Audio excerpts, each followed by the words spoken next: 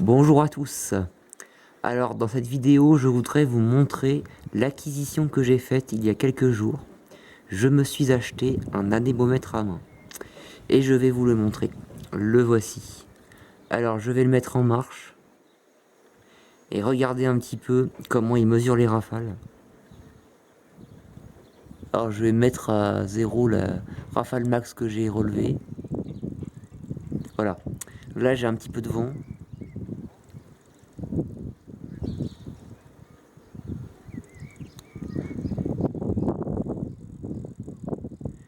Donc là vous voyez, il m'enregistre des rafales à 7, 8, 9 km/h.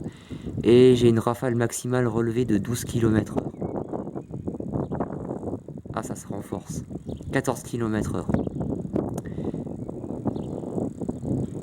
Et encore là, je le tiens pas très bien parce que j'ai la caméra qui est devant.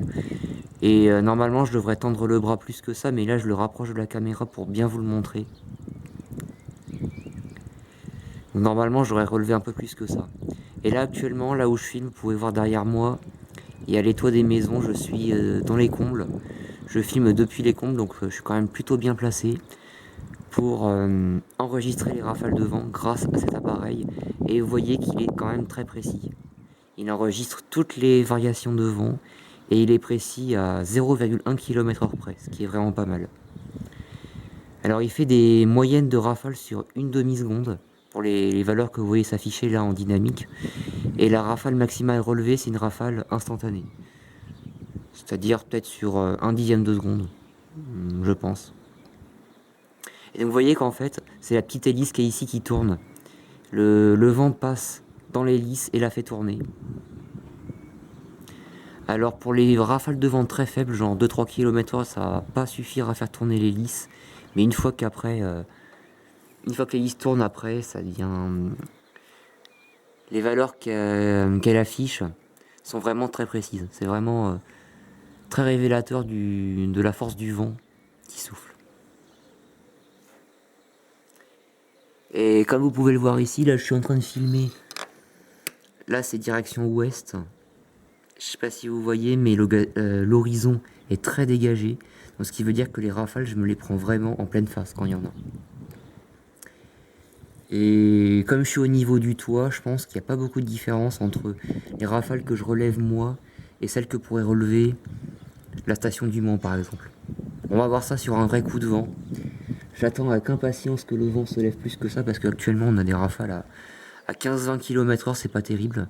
Mais j'ai quand même fait des tests, notamment à un moment où le vent soufflait à 30 km/h d'après la station du Mans et j'avais relevé une rafale à 24,3. Donc on est vraiment pas loin des valeurs de la station du Mans. A voir après ce que ça donne sur un vrai coup de vent. Alors je voudrais profiter également de cette vidéo pour vous montrer mon autre anémomètre que j'ai depuis un bon moment déjà. J'ai fait quelques petits changements sur sa position, mais la raison pour laquelle je me suis acheté cet anémomètre à main, c'est que mon anémomètre de station météo est toujours assez mal positionné. Je vais vous montrer ça, à tout de suite. Rebonjour, alors comme promis, je vous montre mon anémomètre, là où il est. Et comme vous pouvez le voir, il est toujours aussi mal placé parce que j'ai des arbres un petit peu partout autour. Si je fais un dézoom, vous voyez, là je suis direction sud, là je suis direction est et direction nord. Et vous pouvez voir qu'il y a des maisons partout. D'ailleurs, là où je filme, je suis plus haut en altitude que mon anémomètre parce que ma maison est située au nord-ouest par rapport à mon anémomètre, à environ 3 mètres d'écart. Mais bon, je fais avec ce que j'ai. Quand on habite en ville, c'est pas évident de poser son anémomètre. Je ne peux pas le mettre sur le toit parce que c'est beaucoup trop haut. Donc je l'ai mis sur un piquet qui fait 3 mètres de hauteur. Avant, il était sur le support en bois. Mais là, comme vous pouvez le voir, la vigne, elle a bien poussé. Et enveloppé mon anémomètre. Et j'avais trouvé une solution temporaire qui était de fixer une planche plus haute.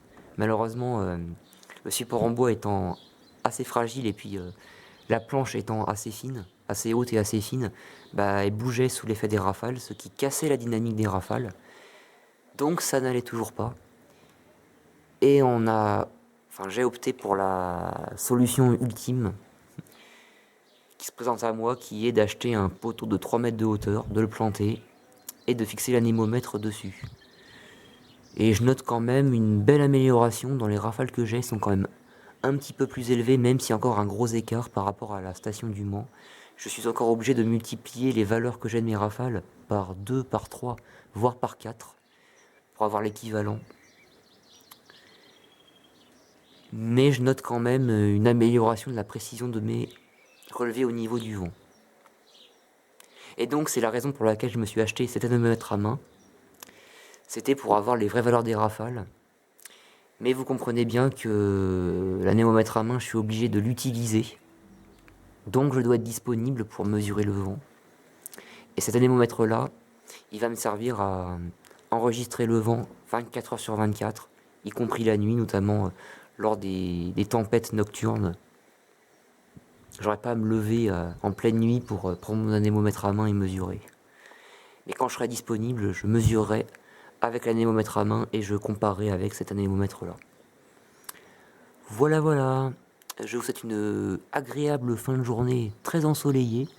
Il n'y a pas un seul nuage dans le ciel, il fait très beau, il fait chaud, bref, c'est génial. Et on se dit à très bientôt.